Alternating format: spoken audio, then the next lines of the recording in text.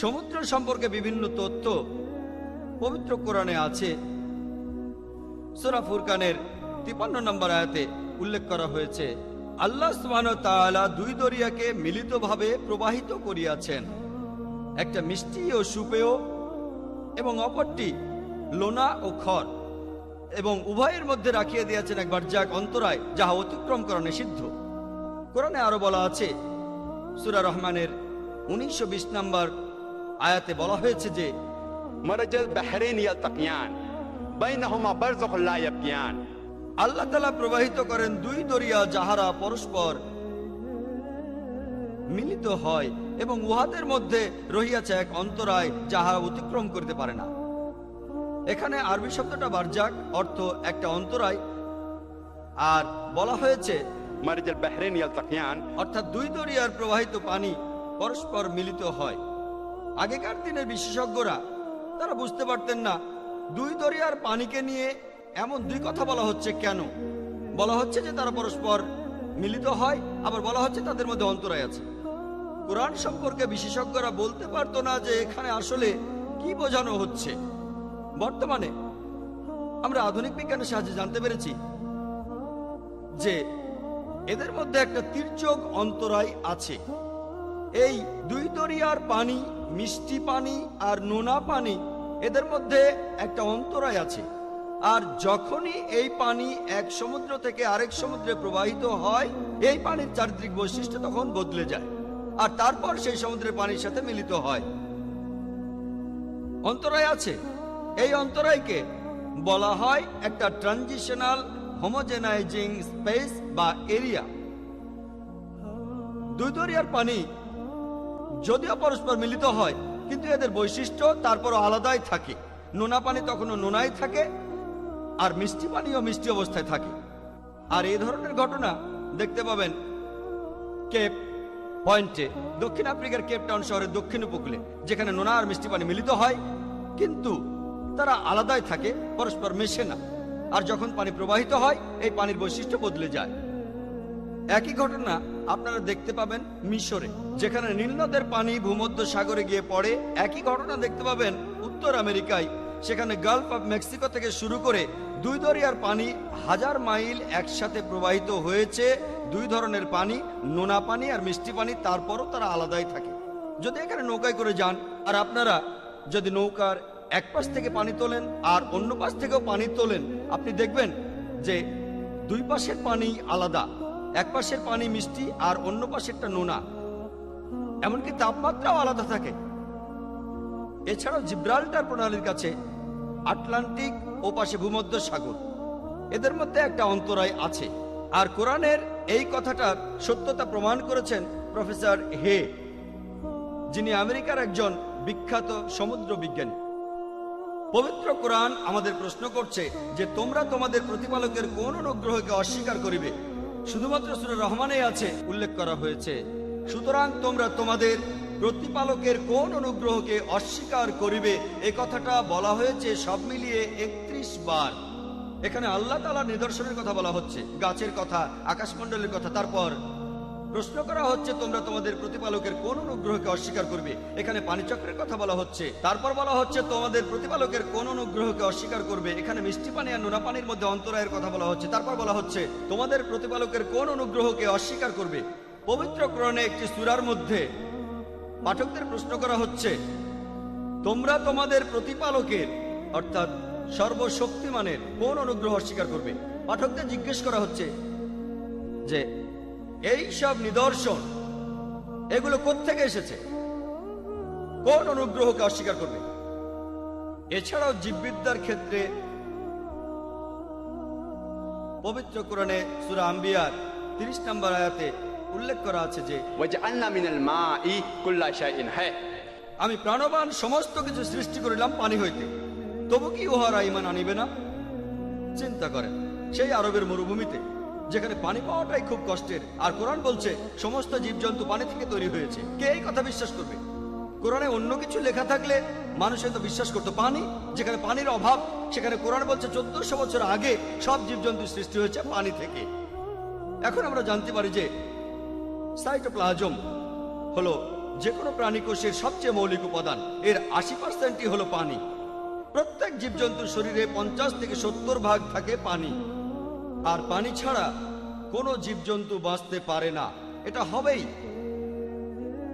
কোরআন প্রশ্ন করছে, وجعلنا من الماء كل شيء حي প্রাণবান সবকিছু সৃষ্টি করলাম পানি থেকে, তবু তোমরা ঈমান আনবে না? আল্লাহ বলছেন সব জীবজন্তু পানি থেকে তৈরি, আর আমরা সেটা জানলাম সেদিন। কোরআনে কথা বলেছে 1400 বছর আগে, তবু তোমরা ঈমান আনবে না? কোরআন প্রশ্ন করছে, একটা উত্তর চাইছে। পবিত্র কোরআনের সূরা নূরের 45 নম্বর আয়াতে উল্লেখ করা হয়েছে যে আল্লাহ সমস্ত জীব সৃষ্টি করিয়াছেন পানি হইতে। পবিত্র কোরআনের সূরা ফুরকানের 54 নম্বর আয়াতে উল্লেখ করা আছে যে আল্লাহ তাআলা মানুষ জাতিকে সৃষ্টি করিয়াছেন পানি হইতে। চিন্তা করেন, 1400 বছর আগে কোরআনে এই কথা বলা হয়েছে। উদ্ভিদবিদ্যার ক্ষেত্রে আমরা এই কিছুদিন আগে জেনেছি যে গাছপালারও লিঙ্গ থাকে, পুরুষ এবং স্ত্রী। আমরা আগে এটা জানতাম না। এমনকি উভলিঙ্গ গাছ, সেই গাছগুলোর মধ্যে পুরুষ এবং স্ত্রী অংশ আলাদা থাকে। এছাড়াও পবিত্র কোরআনে সূরা তাহার 53 নম্বর আয়াতে উল্লেখ করা আছে আল্লাহ সুবহানাহু ওয়া তাআলা আকাশ হইতে বাড়ি বর্ষণ করেন এবং ইহা দ্বারা বিভিন্ন ধরনের উদ্ভিদ উৎপন্ন করেন, একটি আরেকটির তুলনায় পৃথক। তার মানে গাছপালারও লিঙ্গ আছে, পুরুষ এবং স্ত্রী। পবিত্র কোরআনের সূরা রদের 3 নম্বর আয়াতে উল্লেখ করা হয়েছে তিনি প্রত্যেক প্রকারের ফল সৃষ্টি করিয়াছেন জোড়ায় জোড়ায়। সব জায়গায় জোড়া। গাছপালারও লিঙ্গ রয়েছে, পুরুষ এবং স্ত্রী। প্রাণীবিদ্যার ক্ষেত্রে পবিত্র কোরআনে সূরা আনামের 38 নম্বর আয়াতে উল্লেখ করা আছে যে এই পৃথিবীর উপরে বিচরণশীল এমন কোন জীব নেই, অথবা নিজ ডানার সাহায্যে ওড়ে এমন কোন পাখি নেই যাহারা তোমাদের মতো একটি সম্প্রদায়। আজকের দিনে বিজ্ঞান জেনেছে এমনকি জীবজন্তু আর পাখিরাও মানুষদের মতো সম্প্রদায়ভুক্ত হয়ে বসবাস করে। পবিত্র কোরআনে পাখির ওড়ার কথা বলা হয়েছে। সূরা নাহলের 79 নম্বর আয়াতে উল্লেখ করা হয়েছে তাহারা কি বিহঙ্গের দিকে লক্ষ্য করে না, যাহারা আকাশের শূন্য গর্ভে নিয়ন্ত্রণাধীন। অন্য কেহই তাহাদের স্থির রাখে না, শুধুমাত্র আল্লাহ তাআলাই তাহাদের স্থির রাখেন। এছাড়াও পবিত্র কোরআনে সূরা মুলকের 19 নম্বর আয়াতে উল্লেখ করা আছে উহারা কি লক্ষ্য করে না ঊর্ধ্বদেশে বিহঙ্গকুলের প্রতি, যাহারা তাহাদের পক্ষ বিস্তার করে এবং সংকুচিত করে। কেহই তাহাদের স্থির রাখে না, একমাত্র আল্লাহ তাআলাই তাহাদের স্থির রাখেন এবং তিনি সকল বিষয়ে সম্পূর্ণরূপে অবগত।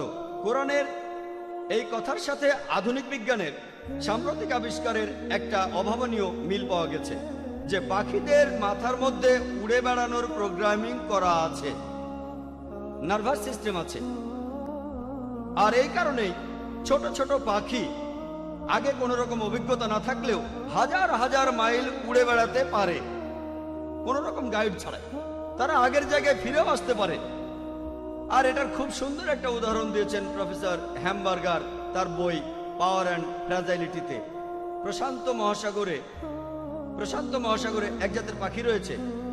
এই পাখিটা 15,000 মাইলেরও বেশি পথ ওড়ে, আর এর সময় লাগে 6 মাস।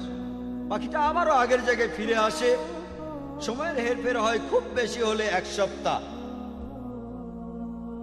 এটা কিভাবে সম্ভব?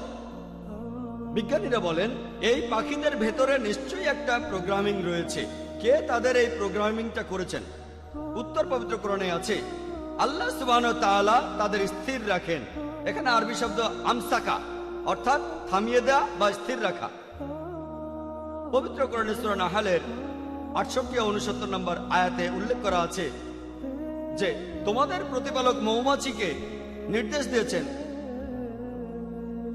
তোমাদের গৃহ নির্মাণ করো পাহাড়ে, বৃক্ষে ও মানুষের গৃহে, এবং ইহার পর প্রত্যেক ফল হইতে কিছু কিছু আহার করো এবং তোমাদের প্রতিপালকের সহজ পথ অনুসরণ করো তোমাদের সামর্থ্য দিয়ে। পবিত্র কোরআন এখানে কি বোঝাচ্ছে? যে আল্লাহ সুবহানাহু ওয়া তাআলা মৌমাছিদের কেন বলেছেন প্রতিপালকের সহজ পথ অনুসরণ করতে? ফ্রন্ট ফ্রেশ একজন বিজ্ঞানী যিনি 1973 সালে নোবেল প্রাইজ পেয়েছিলেন। তিনি পশু পাখির আচার ব্যবহার নিয়ে গবেষণা করেছিলেন, বিশেষভাবে মৌমাছির যোগাযোগ করার পদ্ধতি নিয়ে। আর এখন আমরা সবাই জানি, যখনই কোনো কর্মী মৌমাছি নতুন ফুল খুঁজে পায় অথবা নতুন বাগান যেখান থেকে তারা মধু নিতে পারে, সেই মৌমাছিটা তখন অন্য মৌমাছিদের গিয়ে বলে সেই নতুন ফুল বা বাগানে যাওয়ার যে সঠিক পথ বা ম্যাপ, এটাকে বলা হয় বি ড্যান্স। এই কিছুদিন আগে আমরা জানতে পেরেছি উন্নত মানের ফটোগ্রাফির মাধ্যমে কিভাবে মৌমাছিরা যোগাযোগ করে। কোরআনের এই আয়াতে মৌমাছির যে লিঙ্গের কথা বলা হয়েছে সূরা নাহালের 14 নম্বর পারায় 68 ও 69 নম্বর আয়াতে, সেটা হলো স্ত্রী মৌমাছি, কুলি অফাসলুকি, যার অর্থ একটা স্ত্রী মৌমাছি। আগে আমরা জানতাম যে কর্মী মৌমাছি আসলে পুরুষ লিঙ্গের মৌমাছি, আর সেজন্য শেক্সপিয়ার তার নাটক হেনরি দ্য ফোর্থে তিনি লিখেছেন যে সৈনিক মৌমাছি, পুরুষ মৌমাছি, তারা তাদের রাজার কাছে গেল। আজকে আমরা জানতে পেরেছি মৌমাছিদের আসলে কোনো রাজা নেই, তাদের আছে রানী। আর কর্মী মৌমাছিও পুরুষ মৌমাছি নয়, এরা আসলে স্ত্রী মৌমাছি। চিন্তা করেন, পবিত্র কোরআন কর্মী মৌমাছির লিঙ্গ সম্পর্কে বলেছে 1400 বছর আগে, যেটা আমরা আবিষ্কার করলাম কয়েকদিন আগে মাত্র। পবিত্র কোরআনে আছে সূরা আনকাবুতের 41 নম্বর আয়াতে উল্লেখ করা হয়েছে যে যাহারা অপরকে অভিভাবক রূপে গ্রহণ করে আল্লাহ সুবহানাহু ওয়া তাআলার পরিবর্তে, তাদের দৃষ্টান্ত হলো সে মাকড়সার ন্যায় যে নিজের জন্য ঘর বানায়, এবং ঘরের মধ্যে মাকড়সার ঘরই তো ভঙ্গুর, দুর্বলতম। যদি কেউ আল্লাহ সুবহানাহু ওয়া তাআলাকে ত্যাগ করে অন্য ঈশ্বরের উপাসনা করে, তাদেরকে বোঝানোর জন্য মাকড়সার ঘরের কথা বলা হয়েছে, ভঙ্গুর, দুর্বল, পাতলা। এখানে মাকড়সার জীবন ধারণ সম্পর্কেও কথা বলা হচ্ছে। আমরা কিছুদিন আগে জানতে পেরেছি যে অনেক সময় স্ত্রী মাকড়সা পুরুষ মাকড়সাকে মেরে ফেলে। পবিত্র কোরআনে সূরা নামলের 17 এবং 18 নম্বর আয়াতে উল্লেখ করা আছে যে সুলাইমানের সম্মুখে জিন, মানুষ ও বিহঙ্গ মানে সুলাইমানের বাহিনী যখন পিপিলিকা উদ্দেশিত এলাকায় এসে পৌঁছল, তখন এক পিপিলিকা বলিল, তোমরা তোমাদের গৃহে প্রবেশ করো, যেন সুলাইমান এবং তাহার বাহিনী তাহাদের অজ্ঞাতসারে তোমাদিগকে পদতলে পিষিয়ে না ফেলে। লোকে হয়তো ভাববে কোরআনে এইসব রূপকথার গল্প লেখা কেন? এখানে এই পবিত্র কোরআন পিঁপড়ার কথা বলছে। পিঁপড়ারা নিজেদের মধ্যে কথা বলছে, এটা একটা রূপকথার বই। কিছুদিন আগে আমরা জানতে পেরেছি যে কোনো প্রাণী অথবা কোনো কীট যার সাথে মানুষ জাতির সবচেয়ে বেশি মিল আছে সেটা হলো পিঁপড়া। মানুষের মতো পিঁপড়ারাও তাদের মৃতদেহ কবর দেয়। তাদের সমাজে সব ধরনের কাজ ভাগ করে দেয়া হয়। তাদের আছে ম্যানেজার, সুপারভাইজার, শ্রমিক ইত্যাদি।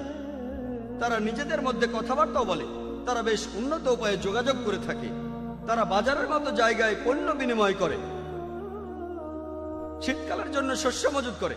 আর এই শস্যদানা যদি কুড়ি গজায়, পিঁপড়ারা সেই কুড়িগুলো কেটে ফেলে, যেন তারা এটা জানে যে এই কুড়িগুলোর কারণে শস্য পচে যায়। আর গ্রীষ্মকালে শস্যদানাগুলো ভিজে গেলে তারা শস্যদানাগুলো বাইরে এনে রোদে শুকাতে দেয়। অনেকে হয়তো দেখেছেন পিঁপড়া রোদের আলোর কাছে শস্যদানা আনছে শুকানোর জন্য, যেন তারা জানে বাতাস আর্দ্র হলে শস্যদানাগুলো ভিজে যায় আর এতে করে শস্যদানা পচে যায়। তাহলে পবিত্র কোরআন পিঁপড়ার উন্নত প্রকৃতি সম্পর্কে বলেছে 1400 বছর আগে। চিকিৎসাবিদ্যার ক্ষেত্রে পবিত্র কোরআনে আছে সূরা নাহালের 68 ও 69 নম্বর আয়াতে উল্লেখ করা হয়েছে, মৌমাছির উদর হইতে নির্গত হয় বিবিধ বর্ণের পানীয়, যাহাতে মানুষের জন্য রহিয়াছে আরোগ্য। আমরা মাত্র কিছুদিন আগে জানতে পেরেছি মৌমাছির শরীর থেকেই মধু বের হয়। মৌমাছির শরীর থেকে যে মধু পাওয়া যায়, আগে আমরা এই কথা জানতাম না। এখন আমরা জানি যে মধুর মধ্যে রয়েছে প্রচুর খাদ্য গুণ। মধুতে আছে প্রচুর ভিটামিন কে আর ফ্রুক্টোজ, আর এতে মাঝারি অ্যান্টিসেপটিকের বৈশিষ্ট্য রয়েছে। এর জন্য রাশিয়ান সৈন্যরা তারা কেটে যাওয়া জায়গায় মধু লাগিয়ে রাখত, আর এ কারণে সেখানে কোনো রকম ইনফেকশন হতো না, আর তাড়াতাড়ি তা শুকিয়ে যেত। যদি কোনো মানুষ ভোগেন কোনো অ্যালার্জিতে, গাছের ব্যাপারে অ্যালার্জি, যদি সেই গাছের মধু সেই লোককে খাওয়ানো হয়, তাহলে তার এই অ্যালার্জি আস্তে আস্তে কমে যাবে। শরীরবিদ্যার ব্যাপারে ইবনে নাফিসের কথা বলি, যিনি পবিত্র কোরআন নাজিল হওয়ার 600 বছর পরে রক্ত সঞ্চালন প্রক্রিয়া আবিষ্কার করেন। আর কোরআন নাজিল হওয়ার 1000 বছর পরে, মানে ইবনে নাফিসের আবিষ্কারের 400 বছর পরে, উইলিয়াম হার্ভি তিনি ইউরোপে এই আবিষ্কারটা প্রচার করলেন। আমরা যে খাবারগুলো খাই সেগুলো পাকস্থলিতে যায়, বিভিন্ন অন্ত্রে যায়, বিভিন্ন অন্ত্র থেকে এই খাদ্যের উপাদান রক্ত কোষে যায় আর রক্ত প্রবাহের ভেতর প্রবেশ করে। আর রক্তের প্রবাহ এই খাদ্যের উপাদানকে বিভিন্ন অংশে নিয়ে যায়, যেমন স্তনগ্রন্থি যেখানে দুধ উৎপন্ন হয়। পবিত্র কোরআনে রক্ত সঞ্চালন আর দুধের উৎপাদন সংক্ষেপে বলা হয়েছে। সূরা নাহলের 66 নম্বর আয়াতে উল্লেখ করা হয়েছে যে অবশ্যই গবাদি পশুর মধ্যে তোমাদের জন্য শিক্ষা রহিয়াছে, তাহাদের শরীর হইতে আমি তোমাদের পান করাই, উহাদের উদর হইতে, উহাদের উদরে অবস্থিত বিভিন্ন অন্ত্র হইতে এবং রক্তের মধ্য হইতে তোমাদের পান করা বিশুদ্ধ দুগ্ধ, যাহা তোমাদের জন্য সুস্বাদু। পবিত্র কোরআনে সূরা মুমিনুনের 21 নম্বর আয়াতে উল্লেখ করা হয়েছে, আর শুরুতেই আপনারা কোরআনের এই আয়াতের তেলাওয়াত শুনেছেন, বলা হয়েছে যে অবশ্যই তোমাদের জন্য শিক্ষণীয় বিষয় আছে আনামে, তোমাদেরকে পান করাই উহাদের উদরের দুগ্ধ, উহাতে রহিয়াছে তোমাদের জন্য প্রচুর উপকারিতা এবং উহাদের গোশত তোমরা আহার করো।